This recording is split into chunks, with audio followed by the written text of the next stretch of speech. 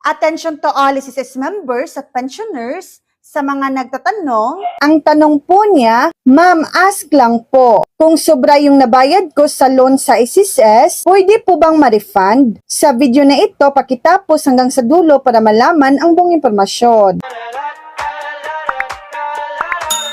Oo, pwede po i-refund ang sobrang bayad nyo sa SSS loan. Paano gawin? Una, i-check muna ang total na bayad at balance. Mag-login sa My.SSS portal o app, loans, loan status, info. I-compare ang total na binayaran nyo versus ang dapat bayaran para makita kung magkano ang sobra. Pangalawa, kumuha at punan ang form, pumunta sa SSS branch at humingi ng request for refund of our payment form. O kaya, i-download online at punan ng tamang detalye. Pangatlo, ihanda ang mga dokumento, valid ID, mga resibo ng bayad o screenshot ng transaksyon at statement of account kung meron. Pang-apat, isubmit sa SSS branch, ibigay ang form at requirements sa counter. Sasabihin nila kung kailan nyo makukuha ang pera kung saan i-deposit. Paalala,